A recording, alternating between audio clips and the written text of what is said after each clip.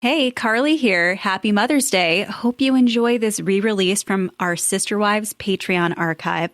We'll be back next week with Season 1, Episode 1 of Big Love. See you then. Surviving Sister Wives contains adult content that may not be suitable for Latter-day Saints or sinners. Listener discretion is advised.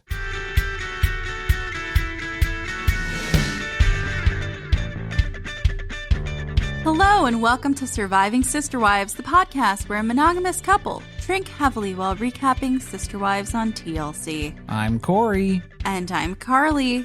And this is Season 10, Episode 5, Unforgiven. I thought it was going to be unforgivable. I like that better. Unforgivable. Meri, unforgivable, forgettable. Well, I guess she's not unforgivable yet. She is just unforgiven at this point. Okay. From most people in the family. Pretty much everybody. Basically everybody. Everyone who participated in this episode, at least. This is only the tip of the iceberg with the Maddie wedding content, and I already can't take any more of it. Yeah, I still haven't actually seen the episode start to finish of Maddie's wedding, but I knew enough to already know which venue they chose. The wedding dress? And I think the dress, too, probably. Well, plus, yeah, we'll talk about it when we get there. All right. What did TLC think we watched this episode? So the TLC description for this one is, Meri hopes a gift for Kody will help make amends after the catfishing incident. Madison goes wedding dress shopping and finds the one. Leon distances themselves from Meri and the polygamist church. What was the gift? She didn't actually give a gift to Kody yet. She was working on a gift. She's not done making the gifts yet. Right. So, well, I guess it doesn't say that she's giving a gift, but it's just kind of weird. No, she's just laying the groundwork for the manipulation behind the gift. She hopes in the future to manipulate Kody with this gift. That'll be good if it all works out, I suppose. We can only hope for the best for Meri. And not a lot of things are working out for Meri in this episode. I can't believe they left it out of the description, but the most exciting thing, the most unforgettable thing in this episode is Meri asking to take baby Saul to Utah. And it does have a very Godfather-esque sort of request process that takes place, I suppose, too, because she has to have a sit-down. You gotta kiss the ring. You gotta be just sitting there. But that's enough of the TLC description for this one. Let's hear the Carly episode rewrite for this episode. Meri channels her angst into her art. Kody and Robyn confine baby Saul to the cul-de-sac. Maddie plans her big fat gypsy wedding. Leon begrudgingly accepts a visit from Meri. And that was definitely against Leo's will. Did not want to participate in anything that Meri had to offer this episode. Do you think that the producers had to offer them an Olive Garden gift card? Something, anything, an extra payment of some form to film this. And they catered the meal at Bonnie's house, obviously. Right? That looked good. And then I was like, are they eating out of like tinfoil, like catering plates? Is that something that they just have lying around? Or was this catered food? I guess when you have to buy in that quantity. No, but they resist ordering catering at every possible cost. Whenever we see that they have a get-together, a gathering of 70 plus people, they do not order catering. Right, but we can clearly tell that Kody wasn't involved in this family gathering. You think Bonnie does it up? I think Bonnie is probably willing to be, at this age, is just like, you know what? I've done enough of these by now. She's a little burned out. You'll get what you'll get.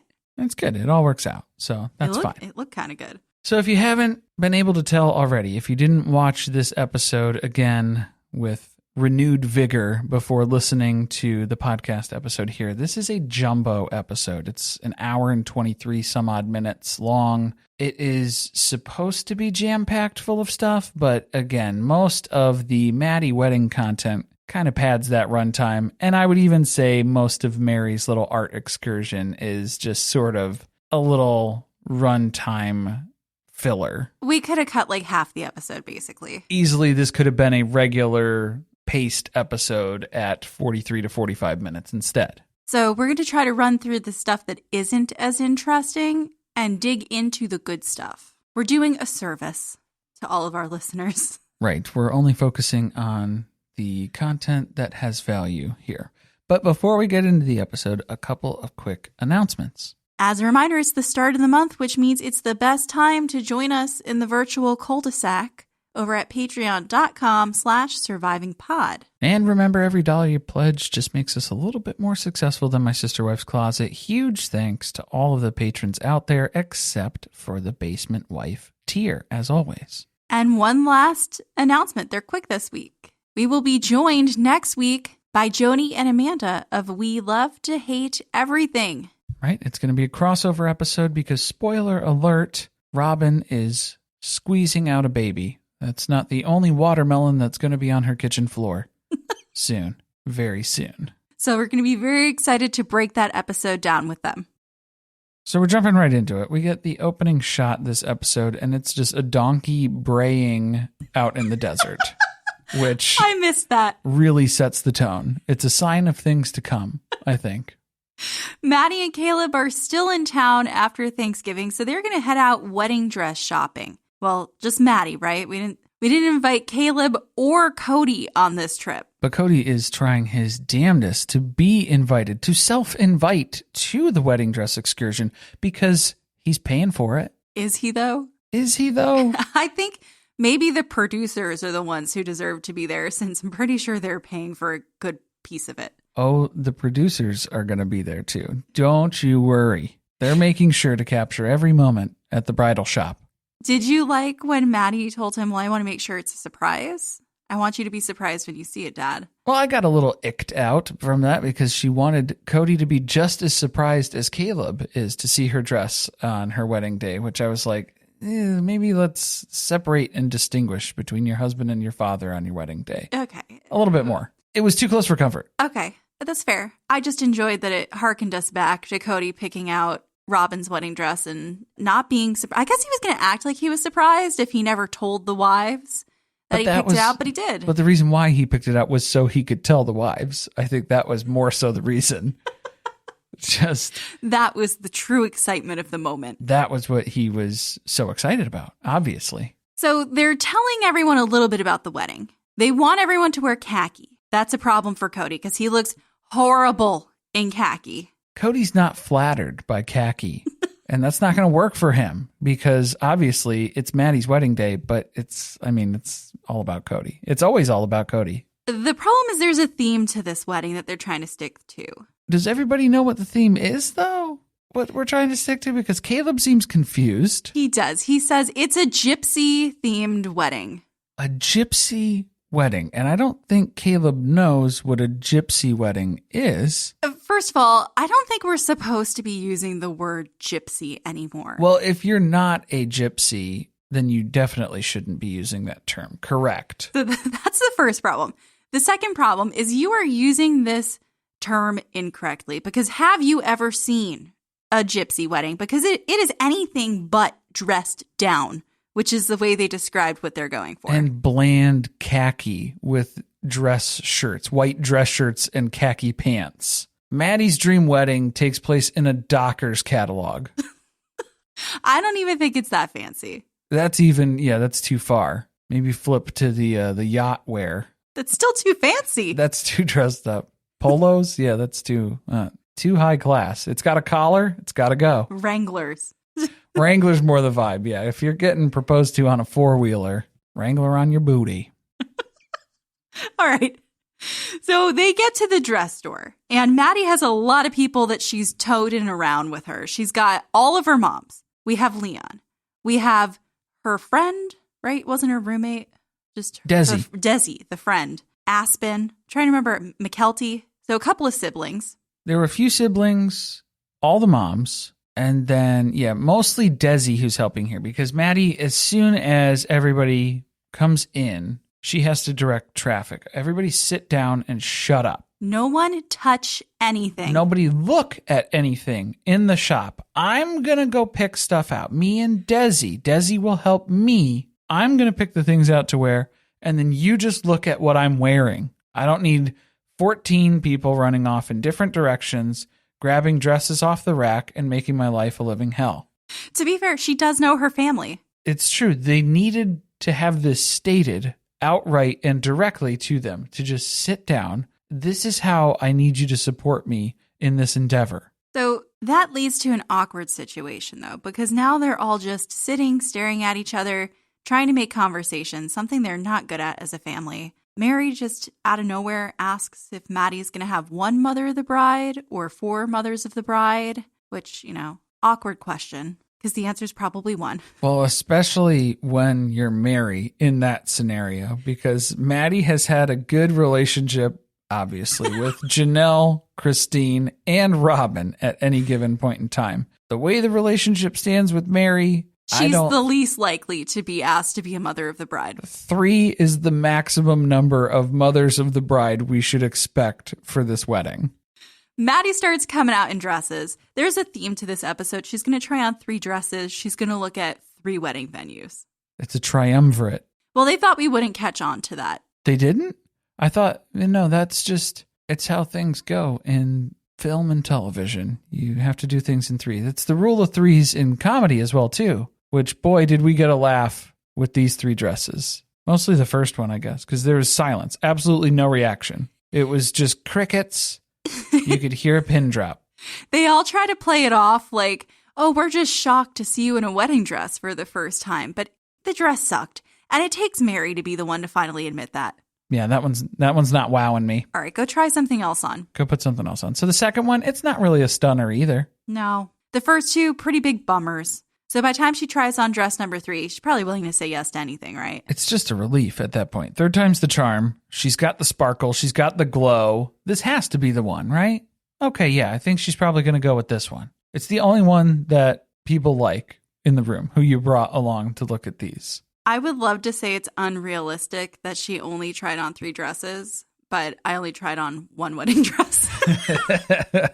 Well, I'm glad you put so much thought into it.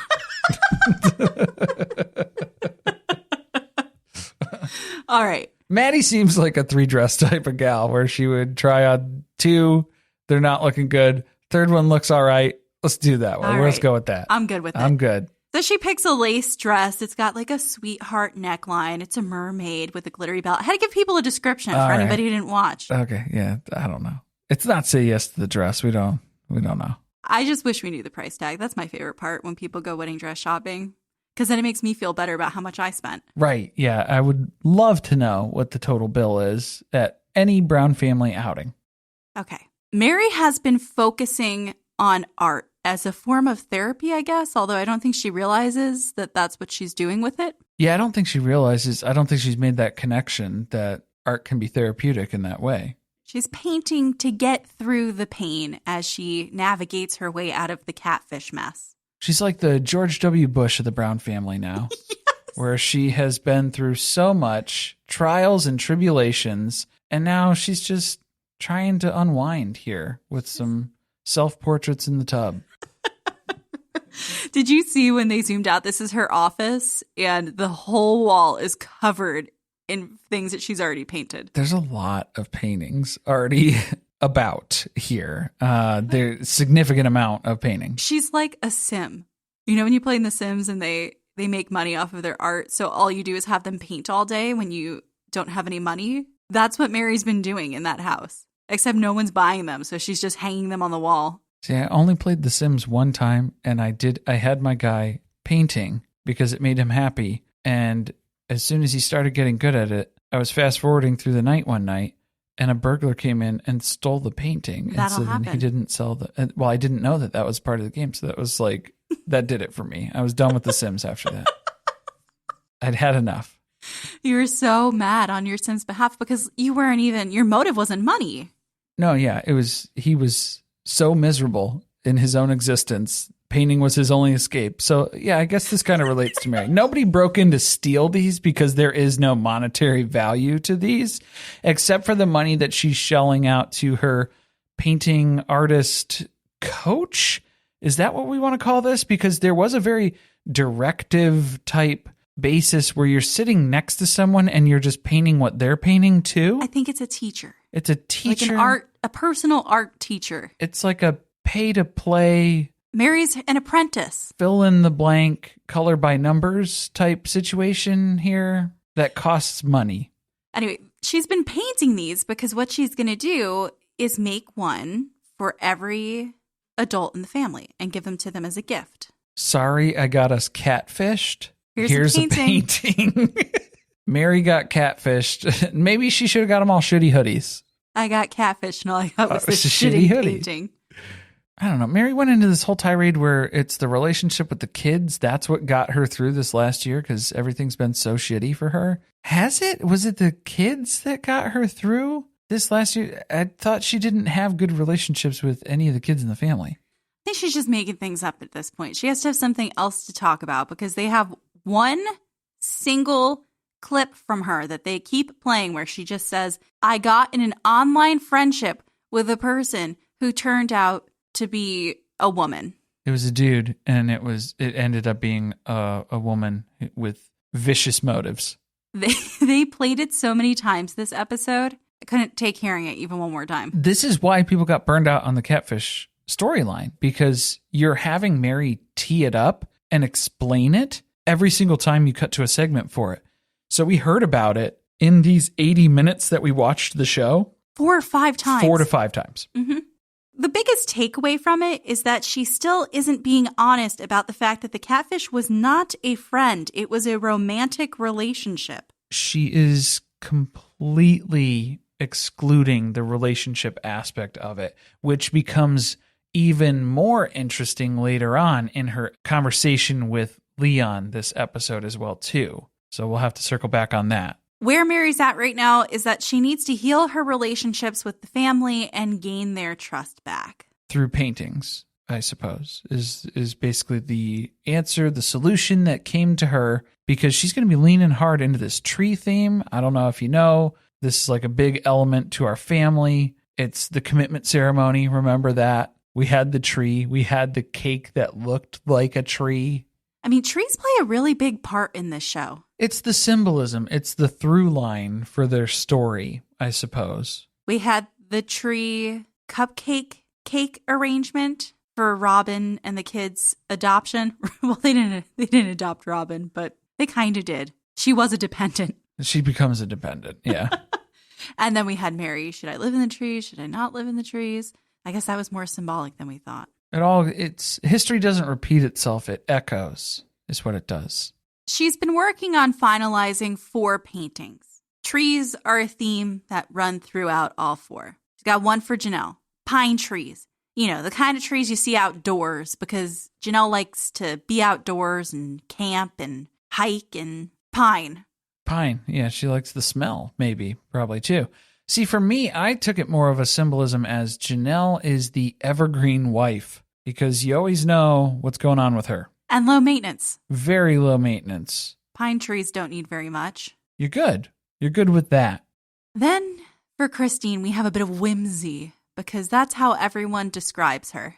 Yeah, we don't really get a specific type of tree. Just they need to be whimsical in nature. And finally, Robyn loves palm trees, which we know because we've seen the palm tree neon light that she put near her bedside when they redid the rooms in the houses. So she's painting some palm trees for Robyn. And with a sunrise scene as well, too, because the sun rises and sets with Robyn in this family. We didn't see Kody's, right? Was that the mountain with all of the stuff that she was working on during this scene? I don't know. I was confused because I don't think we ever saw the pine trees. I thought that was the painting that was going to have the pine trees. I thought it sounded like she was going to smash everything into one painting where there was just going to be 23 trees in one image. So maybe... Oh, that was the one for Kody. Okay, so maybe we didn't get to see that on full display, or that was the mountain. They all have 23 trees. That's a lot of trees, man. She's going to be really good at painting them by the end of this. I don't know. I think it's gonna cost a pretty penny to set up the next couple of sessions to make sure that we get all 4 of these paintings of 23 trees per painting completed on time. That's a little ridiculous. So we leave Meri in the, I want to say Americana craft room, but I think we're missing a theme. And we're heading out with Kody and Robyn because they are visiting the midwife's house today because Robyn is uncomfortable. She's over being pregnant at this point. So we're going to go talk to April, the midwife, and as soon as we walk in the door, Robyn's got to go to the bathroom. Can't blame her for that. Pregnancy's a real thing. The thing that sucks about that is you can't leave Kody in a room with other people for too long. He has awkward conversations. And right away, he starts one with the midwife. Yeah, we're going right into how he's hoping so much for a baby on December 31st, specifically for tax purposes. Need that baby here New Year's Eve. Because if it comes out on January 1st, it's no good to me.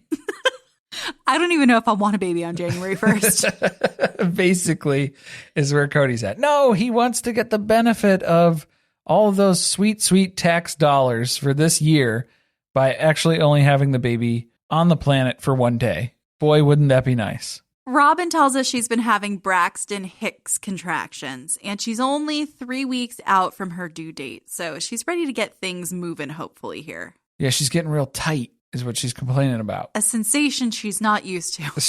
Well, Kody's not complaining about it, but Robyn's complaining about it. Kody's not feeling sympathy at all for a number of reasons, too, because he's even realizing as some of these Braxton Hicks contractions are hitting, Robyn has to stand still. She can't continue moving. You can't walk through this? Boy, that must be pretty potent. They must be some pretty bad contractions because Christine, she was taking care of like a litter full of kids. She was cooking and cleaning. I had her doing a whole bunch of stuff while she was pregnant. She was teaching Sunday school. She was going to the grocery store. You can't even walk? I had her washing my car. She was working another job. You can't even walk out to the car. This is crazy. Janelle worked up to the very last day that she gave birth. She was ready to let her water break right there in the office. Yeah, Janelle just didn't want to reschedule any of her meetings. That's probably what it was. This is when Kody compares all of his wives' pregnancies, which I'm sure is something that they loved seeing on TV. But comparison is the thief of joy, so we have to remember that as part of this. But yeah, he gets to recount all the various pregnancy woes that he experienced with all of his wives, because Meri used to get dizzy a lot. She only had the one pregnancy, but man, she was really dizzy for it. And again, I'm thinking this is anxiety for Meri because this is going unaddressed. She was clutching the walls of the hallway when she was going to leave to get the divorce, remember? She was all wobbly on divorce day when they had to go to Ronald McDonald's office to sign the paperwork for the divorce. She was all freaked out. And she's like, I get dizzy sometimes when I get like really stressed out and emotional. Yeah, that's probably anxiety, dude. I don't know, but that was Meri's experience. What about Christine's? Some of Christine's pregnancies were pleasant by Kody's account. And that is literally all he said about Christine's pregnancies. That was the only thing that Kody had to say. Some were pleasant. Maybe not the one where she almost died. That one, not so pleasant. That one I would mark as not a pleasant pregnancy. No, I don't even think he's thinking about that. I think just generally he's annoyed that when Christine got pregnant, she would ask him to step up and do some more things. She got so demanding when she got pregnant. The princess in the castle has the Braxton Hicks contractions that she can't walk through. And what was Janelle's? Janelle's experience, strong but tired. Same, girl. Same. Now, this is the point where Kody takes over midwifing during the appointment. Because how hard could it be, right? Well, then he just starts grabbing Robyn's belly like a basketball. He's feeling around, he's pushing. He's like, wow, you guys get a little rough, don't you? He's like, oh, is this her face? Am I grabbing her face right now? Turns out he is. He's grabbing baby Ari's jaw, and he says, it's a strong jaw. It's definitely Robyn's jaw. It's definitely, biologically, Robyn's jaw. Look at that. Clean lines, edges. It's prominent. And he's already doting more attention on this baby than most of his other children have experienced in their lives, just in this midwife visit that's taking place here now. So that's enough of that. We'll get to more of Robyn's pregnancy next week because finally we'll reach the conclusion. Did you like how much Meri there was in this episode? No. It was a contrast to what we see today where she pops up for 2 seconds. She says 3 words. She gets her paycheck. She's out of there. Oh, yeah. Yeah. It was. I didn't like how much there was, though. This is the good part. This is where the money's at. Meri tells us that she's taken a trip to see Leon in Utah, and she wants to take Solomon with her. So that's the thesis for this segment of the show. That is Meri's goal, and that's what she's after. The motive, she tells us, is that Leon has a very cute relationship with Saul. That's why she wants to take him. She thought it would be super fun to bring Saul along. Let's be real, right? She's trying to smooth things over with Leon post-catfish by using the baby as a pawn. Yeah, it's not like she would have any ulterior motive here for bringing Saul along, right? It's not like she's going to try and soften the blow or anything with part of this conversation with Leon, because Leon is pissed. Leon is very upset with Meri right now. I don't believe that Leon wanted Meri to come visit in the first place. I don't think so. It did not appear to be a mutual decision as far as how the visit went. That's why Meri was trying to sacrifice baby Saul. So Meri's going to Kody and Robyn. She's asking to take Saul to Utah. And she walks into their living room, plops down on the couch, and just asks that straight up. Provides no context for the other reasoning of why she thought that this would be a good idea. And Kody just laughs. And then Meri laughs. Well, Meri has to laugh at that point. Laugh to hide the tears, hide the pain. Cody says, I haven't even taken him on a trip like that. And Robyn's immediately shaking her head and going into how, no, he been weird lately. He been not sleeping so good. And he had night terrors. And he needs his mother, a biological mother, not just any mother. So let's talk about how bad the excuses are, because Kody, I guess fair that Kody hasn't taken Saul on a trip like that. So, but he also goes too far with his example because he says Saul hasn't spent the night anywhere. Yes. And that's where Meri's like, bullshit. Because Saul has spent the night at Meri's house, you idiot. He forgets which ones are babysitting who. Why would you bring this up? Because now you're just feeding into this where you were coming up with excuses, but then the excuses that you're coming up with are just validating Meri's request. Meri's pissed that Kody shot it down right away, but you can tell her mood completely changes. Like she goes to full on enraged when Robyn says her stupid excuse about how Saul's acting really weird.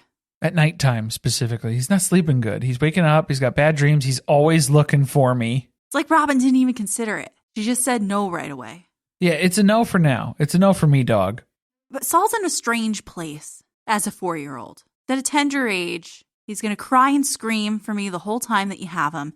And you just don't want to be burdened by that. I don't want to inconvenience you with Saul at this point, Meri. That's how they're trying to sell it, but it's not going over that well. Meri kind of starts to maybe suggest that they're being a little bit overprotective.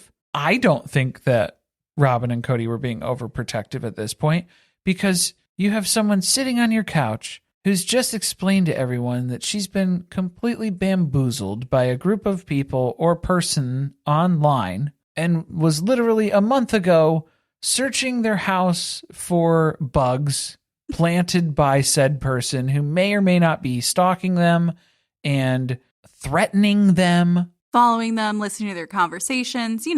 Maybe someone you don't want to let take your 4-year-old across state lines on a very long trip for the weekend. So, no. Yeah, that's not. But maybe let's give those as the reasons of I don't think now's probably not a good time, Meri. No, and at this point, they're still actively being extorted by the catfish who has the voicemails that they haven't released yet. So they're still dealing with this person. Anyway, that's not what they say the issue is. That's not what they're saying. They're going to go double down with Saul is in a bad place. He's in a bad way. You don't want to deal with that. It's not a good time for that. Don't do that. Have a good trip, though, Meri. I think it'll be fun. So at this point, Meri is ready to bail on this conversation. She is trying not to cry. She's standing up and is about ready to storm out of here. This is where it would be a lot more constructive if Meri was a better communicator. Again, even just going with your reasoning of, I'm going to Utah to talk to Leon. I'm worried it's not going to go well. And I think it would help to have Saul there to soften the blow. Well, but I think also when you're upset and then just walking out and slamming the door, which is what she does, which is very passive aggressive. Instead, if you had taken a moment to collect yourself and not being afraid that you were just going to start crying in front of everyone, you just say, I'm upset, because I'm disappointed because I really wanted to take Saul with me, and this is why. And I feel like you guys didn't even really consider it. So after Meri slams the door upon exiting the living room here, Kody's immediately second-guessing his decision now. Because he knows that Meri is mad. And he doesn't like dealing with a mad Meri because she creates problems in Kody's life. But how can Robyn coddle Saul if Saul is not there with her? I love that all that Robyn had to say was it's a gut feeling. I have a gut feeling as his mother that he shouldn't go on this trip. And Kody's like, all right, then he's not going to go. Mother's intuition. That's it. He's still a tender age. There's a close connection there. But they still got to deal with this Meri issue. She stormed out. It's obvious she's upset. So they waddle across the cul-de-sac over to Meri's to have a conversation. To continue, what should have been a continuation of a normal conversation had she not stormed out and slammed the door. But I don't think that this is a consideration at this point of Meri's feelings necessarily. I don't think that Kody wants to protect Meri's feelings. I think he doesn't want to have to deal with Meri if her feelings are hurt. The fallout. He doesn't want the fallout. It's not so much that he cares that she is having her feelings hurt. He just doesn't want to have to deal with her in a complete meltdown situation. Well, she's already in this heightened emotional state post-catfish, so he really doesn't want to have to deal with what's going to come out of this. So they're approaching Meri now with again, it's not you, it's me. Well, it's baby Saul. It's baby Saul. It's Saul's fault, really. Cody doesn't understand. There's just something that's causing Solomon to become hyper-connected to his mother. For some reason. What could that be? Maybe it could be his mother. Maybe it's the nonstop coddling and the helicopter parenting and the not letting him out of her sight. Because Saul's doing weird things like they're outside playing. He doesn't see Robyn. She's only 25 yards away and he starts screaming and crying that he needs his mom. Every 60 to 90 minutes, the kid needs to go and check in with Robyn. Like clockwork. And that's called dependency. There's a term for that. That's what it's called. I mean, he is 4 years old. Should he be going on a long trip with a woman who, I mean, it sounds like kept him overnight at her house one time? These are two separate issues. Okay. And No, they are. That's what I want to point out. I'm going to mock you for the dependency thing because, yes, that is an issue that you are coddling the shit out of this kid. But also, that does not mean that I'm advocating that you hand this child off to Meri to take him across state lines into Utah, the least friendly state in the union towards polygamists. That didn't even come up. Right. Yeah, not at this point. No, but I mean, Kody made such a big deal out of leaving Utah. Why would you let one of your kids go back? It's dangerous. Your minor children. Especially, are they still in the lawsuit? Did they win their lawsuit by this point? I don't think so. They haven't bragged about it yet. It's going to get overturned. Yeah, it doesn't matter. The problem is Meri can feel that there's something deeper to this. She may not be emotionally mature, but she's also not a complete dummy. And she can tell that it has to do something with how much they trust her at this point. And this time, it's personal. Like most of her trust issues, she feels like there's something going on here. Personally, it's a personal attack that they said no. Robyn got aggressive on the couch. Yeah, this was kind of a weird spot. Yeah, she's talking to the producer and she says she wishes Meri would get it through her thick skull that I trust and love her. And sometimes I just want to shake her. And whenever she says she wants to shake someone, she wants to like wring them by the neck. She always does the little shaking mime. Yeah, she's a big mimer. The Homer Simpson, Bart Simpson, wring your neck thing. But yeah, Robyn's just not a fan of this questioning that Meri keeps doing. Don't question this. Don't question my motives. Don't be suspicious. And I got an idea anyway. You know what? You can't have Saul, but what if we send Brianna? You like her, right? She's fun. She goes to Utah. She's gone on trips with you before. Why don't you take her? She's not as dependent on me as Saul is anymore. But this doesn't help with Meri's plan because Meri's original plan was to manipulate Leon, and she can't do that with Brianna. It's not the same. Any of Robyn's kids is probably a little helpful, but she really needed baby Saul. Baby Saul was the ace in the hole, and she needed him. So she half-heartedly accepts the offer to take Brianna instead. Because again, she's not willing to divulge the true intentions of why she needed Saul on this trip. So she'll take Brianna as the second place prize. The thing that was sad about this is when Brianna comes over to the house to be formally invited on the trip, she's actually very excited to go. But she was the second choice. Do you think Robyn primed her on that too? To let her know, hey, you're going over to Meri. She's going to talk to you about something. Just Act like you're really honored. Take it up to 11. I don't know. I think when she heard that she got to skip his day of school, that was the cherry on top. Well, that's a done deal right there. Yeah. Sign me up. Traditionally, they've tried to keep the kids out of this type of adult drama, which is why Meri wanted to bring one of the children along for one of the most devastating things that's happened in the history of this family. That's great that Robyn's kids could be a part of this in some way. All right, so they go on the road trip. They're heading to Utah. They make a pit stop. They're stopping to pick up some flowers for Leon and for Bonnie because Meri is laying it on thick. Yeah, that's how you know that Meri knows that she fucked up because she's stopping off for some flowers before. Why is Meri acting like she cheated on Leon? It's a weird dynamic. It's strange. That weird? Like, I know I messed up. Here's some flowers. Well, even their conversation later on, too. But they're both strong personalities. It runs in the family. It's just kind of how it is. They're not afraid to share their opinions. Sometimes that's good. Sometimes that's bad. This time, I think the problem that we run into is that Leon is not ready to share an opinion about this situation. And so we don't really get anywhere. But let's go to Bonnie's house. Let's get this mess started. They get to Bonnie's. They're greeted by Mosby at the door.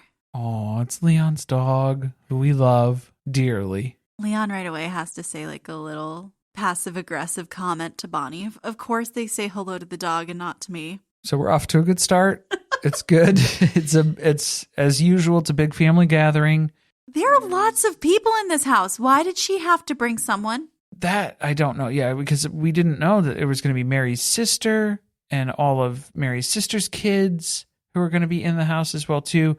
Because it seemed like it was just Meri and Brianna coming down for a visit. Bonnie and Leon were in the kitchen. And then we cut to prayer before the meal, and there's like 50 people in the kitchen. It's so confusing. Came out of nowhere. Leon and Meri go to sit down on the couch. Brianna ends up following them in there. They're just eating dinner. It's awkward. Very, very clearly awkward. And Brianna is already beginning to sense that. Well, yeah, because Meri made sure to grab Brianna and was like, here, why don't you plop down right in the middle, right between me and Leon here. Saved a seat for you. Use a little separation. Leon doesn't want to talk about the catfish, but knows that Meri's going to bring it up while they're here. So really not looking forward to that. Not on great terms, not excited to talk about this, but we don't really say much during the dinner exchange here on the couch. It's super awkward. Brianna looks very uncomfortable for the duration, but Meri uses the time to make plans for breakfast tomorrow. We leave them there, enjoying their dinner on the couch. And we're heading up to Montana because Maddie is looking at 3 wedding venues today, and she's got Janelle and Kody along for the ride. So Maddie's got 3 spaces narrowed down for the venue. Well, these are also like 3 spaces that were able and available for the date that they had. So that kind of helped narrow it down as well, too. Caleb's very busy with work. Maddie doesn't want to go see these by herself. So Kody and Janelle drove up from Vegas just to swing by these 3 venues today and help Maddie make a decision to pick one. That's a lot of miles on your car and a lot of driving. Well, it's still that free car. Can you FaceTime me? It's that free car that they had. Yeah, I know. He's still driving that thing around everywhere. When they first moved to Vegas. So they're getting their money's worth because that thing was free and they're driving that thing into the ground. The first location has a gazebo. It's got a river running through the property. They got a big tent for the reception. And then they have 3 tree houses on the property as well, which they check out and think are pretty cool. The only problem is the dance floor big enough for Kody's moves. You got to have enough room for Kody to do the pump. I don't think they should call it the pump. Christine came up with that name because she's a freaky bitch. No, he needs to be able to aggressively twirl people on the dance floor. That too. I have never seen someone be more aggressive in a dance than he is. I think that's his goal. I think that's what he's going for. I'm worried that he's going to dislocate a shoulder. That's why they're not asking Kody to be on Dancing with the Stars. But man, we really hope that they end up asking Christine eventually. That would be fun. Let's get Christine and Janelle on Dancing with the Stars at the same time. I wouldn't. Can they be each other's partners? Oh, that would be more entertaining. I was going to say, I don't want them to face off against each other. It'd be a good sport. Location number 2. It's a barn. It has a house that can fit everyone. The barn has lights in it. No one seems that impressed. Honestly, I liked this one better. This had a nice mountain view. It had one huge log cabin house that people could stay in. The barn, it looked kind of small, even though they were like, oh, this is great for us. It's perfect. And it was like, are you factoring for 100, 150 people still? Because that was what you told the other venue. I liked it too, but I was a little worried that the barn looked small. The barn looks small, so that might not be up to snuff as far as what you're trying to do here. Let's talk about venue number 3. Number 3. It was confusing. Is right off the list. It's a collection of historical buildings, I guess. It's like a little town, kinda. This is just, okay, it's weird to think of it as a wedding venue. It's like a junkyard of buildings. Well, I said before I thought it could be a good place for photographs, and you looked at me like I was fucking insane. Well, the good thing about it for photographs is, normally you would have to change your background scenery entirely. You would have to drive to another location or go to multiple spots. Not here. Whereas here, you just walk 10 feet over and you're in front of a completely different building. They don't even see anything. We just saw the buildings. Did they even show us like where he'd get married or anything like that? No, we didn't see any of that. We just pointed to this church, which is the second oldest steeple in the state, apparently. They just kept the footage of Kody insulting the woman who runs this place because he walks up to her and goes, so is this like an amusement park or a theme park? Dude, where do I buy my tickets, I guess, is what I'm asking. And is this the wedding? Is this the church where the wedding happens? What happens here? What are you running? It was a very confusing place. I'm still confused. And luckily, we didn't spend any more time on it. This was the one venue that Caleb was able to come and see, and what a stinker it was. Well, they choose venue number 1, which anybody who's seen the wedding already knows. So, wow, very exciting. They chose venue number 1 because it felt more bohemian. And ding, ding, ding, there it is. That's the word that Caleb was looking for. The correct word. He said gypsy earlier, but you're going to need way more rhinestones if you're going to have a gypsy wedding here. Back in Utah, Meri and Brianna are at the old house in Lehi. Lehi! This is where they've decided to have their breakfast get-together. So we find out that Meri's sister has been living in this house since they fled from Utah years ago. Meri's reminiscing as she's spending time here. You know, this house was the place where she started her self-improvement journey. Is she still going on that journey? Is she still on that trip? It's been a very, very, very slow journey, apparently. Baby steps. Baby steps. We're here on the heels of the catfishing, and she's talking fondly about how she learned so many lessons in this house and started to pursue some self-improvement to work on things where she saw she needed some help. This was the house where I decided to scrap my plans to murder Janelle. That was a real improvement for me, and I'm really proud of that. Leon shows up to the house, and it's awkward. Yeah, but luckily Mosby's here to break the tension again. This dog is working overtime. Leon grew a lot closer to Meri after they moved to Las Vegas. So I guess this house doesn't hold as many fond memories for them as it does for Meri. But even with going away to college, Leon has realized how much they depended on Meri. Like when Leon would go to the grocery store and be shopping for bananas. And they would think to themselves, gee, I wish Mom were here to help me pick out the right bananas. Meri does know how to pick out a ripe, good-sized banana. And just to clarify, if you didn't rewatch the episode, that wasn't a joke. That was verbatim. I'm pretty sure this is before anyone has seen the banana photo. The banana photo is not in play. And that is the example that Leon gave off the cuff. I mean, is it hard to shop for bananas? I don't think so. There's not that many different kinds. It's not like there are many variety of banana. It's just banana. There's just bananas, and you got green ones and you got yellow ones. The green ones become the yellow ones. It's not different ones. Those aren't different bananas. And most people know that they should pick the yellow ones or the ones that are turning yellow? Well, it depends. If you're going to set them on the counter for a couple of days, maybe buy some green ones, and then they'll turn yellow on your counter. Yeah, okay. Yeah, I'm just saying, if you're a college student and you walk into a grocery store and you are perplexed about which bananas to buy, I would lean towards the one that look like the bananas I've been eating my entire life, which are the yellow ones. That's a survival trait. Yes. To just continue eating the ones that you've known are safe for your entire life. They're not safe for long, Leon. They're not safe for long. Cherish these banana moments. You're not going to be able to look at one the same way again. For they are fleeting.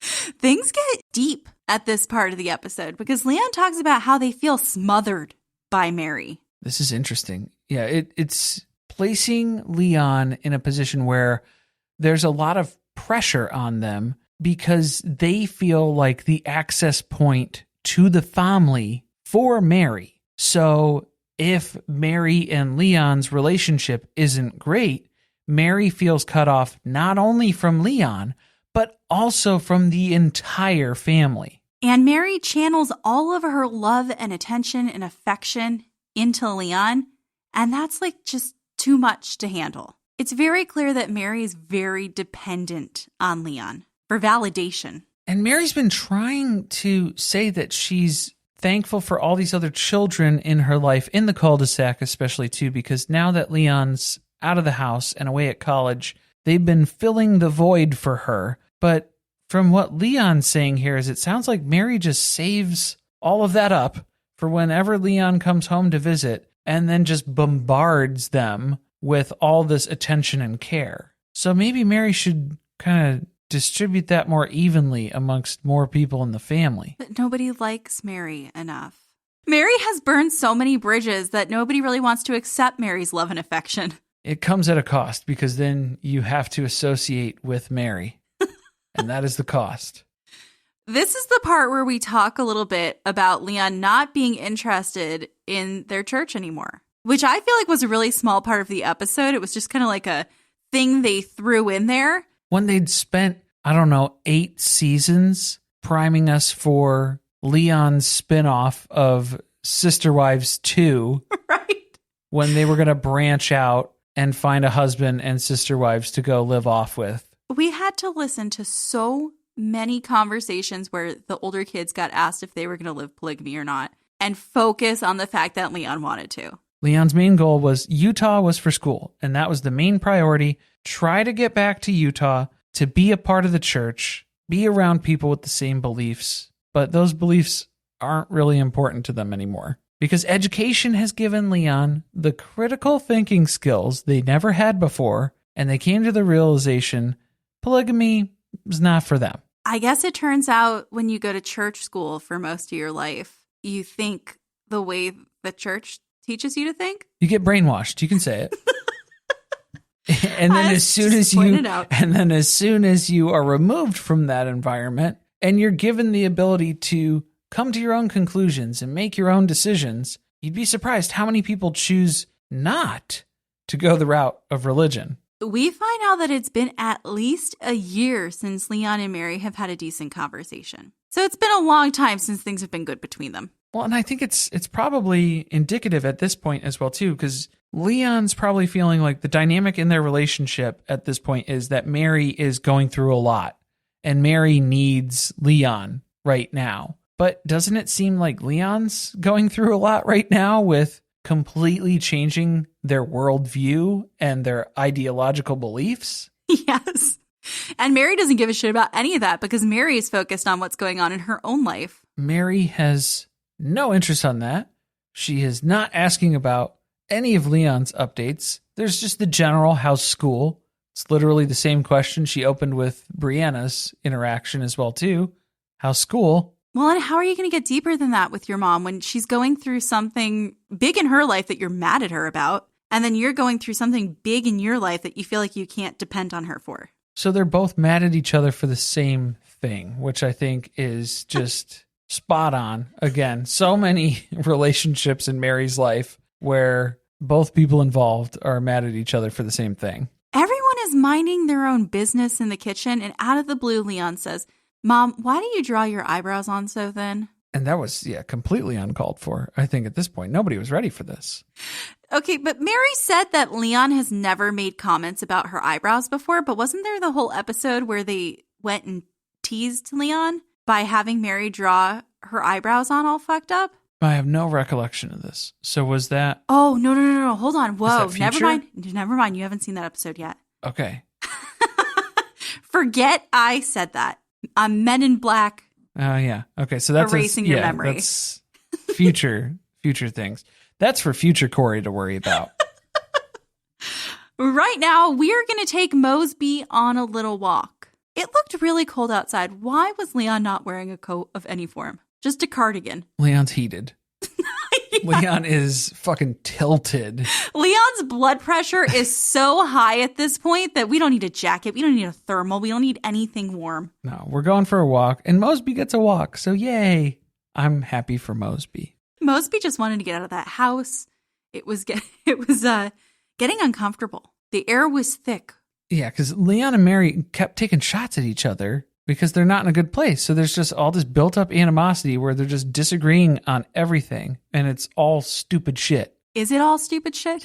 The little pot shots that they were taking inside the house before they left, 100%, that was stupid. Yeah, that's how they communicate. It's good. That's a classic Meri move, so not surprised that Leon has picked up on that. Learned behaviors for sure. So we get some more setup because, again, Meri has to remind us of the catfish situation. Shut up, please. Just move on. Meri knows that she has lost trust with Leon, and she's desperate to get that trust back any way she can. But Leon doesn't even know how to respond.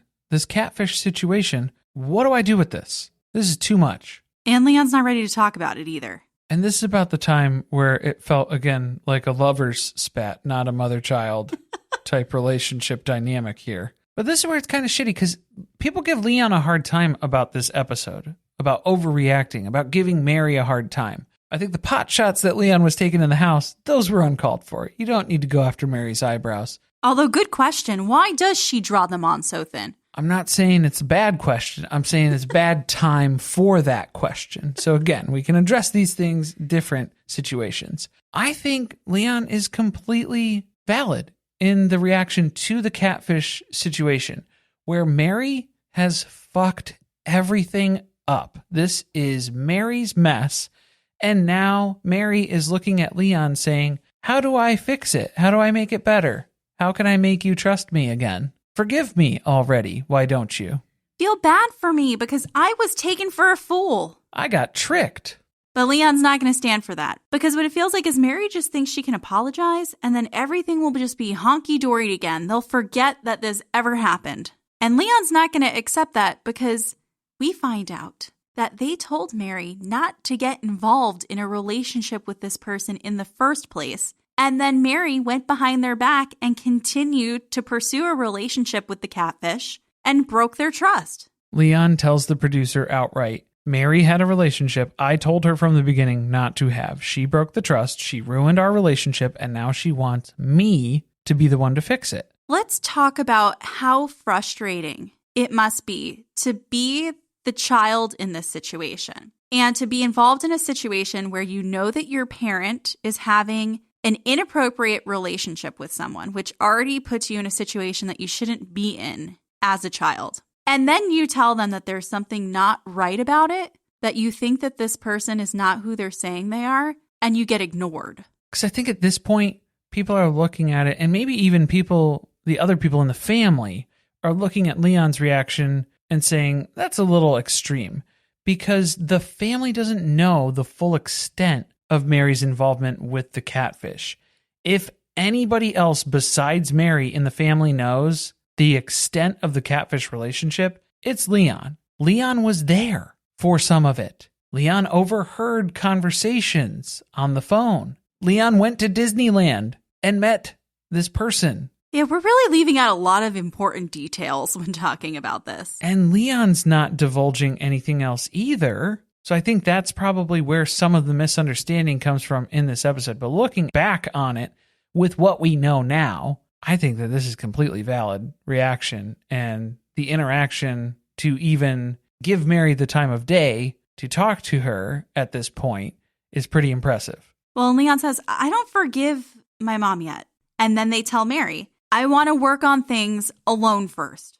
And then when I feel like I'm in a good spot to have a conversation with you, where I feel like it's going to be constructive and I'm not just going to go straight to being angry and upset, then we can talk about things. But Meri keeps continuing to push to talk about it because that's who Meri is. She's a pusher. Meri pitches the idea of going to talk with Nancy because Nancy's had a really great track record of fixing problems in this family very quickly. Yeah, she tries her best. But we're going to get our money's worth out of her. That's for sure. But I like how Meri was claiming that she was protecting Leon in this, but also understands that Leon was maybe a little suspicious that Meri was going to supposedly run off with this other dude, allegedly. Never. Not this Fidelis. Okay. These colors don't run. It is so hilarious that Meri continues to act like she had zero plans to ever leave Kody and run off with the catfish. Absolutely insane that she would take that stance. But she knows if she comes out with all of that, she will not have any sympathy from anybody. This whole conversation hasn't really gone the way Meri had hoped, so it's leaving her a little scared. What if Leon is angry at me for a really long time, like everyone else in this family? Basically forever, essentially. And Leon even feels bad. But forgiving Meri at this point, it's not even a possibility. Can't even fathom what that would be like. Leon still loves her. She's still their mom. They just can't talk to her right now. They wrap this attempt at a conversation up. They head back inside. And Leon tells Meri, you smell nice. And you don't have dumb eyebrows. So I guess maybe some progress was made. I think it was very specific, though. It was your hair smells nice. So it wasn't even a general, you smell nice. More specifically, your hair. I mean, a lot better than where we started, right? It's a step in the right direction. Next episode, Robyn's baby is due and she's worried about having a breached birth. So she and Kody go for one more ultrasound. Madison goes to her wedding gown fitting. So it's more Maddie dress drama and Robyn's going to pop. But don't forget, we're doing that recap with our special guests, Jody and Amanda from We Love to Hate Everything. Stay tuned for that next week.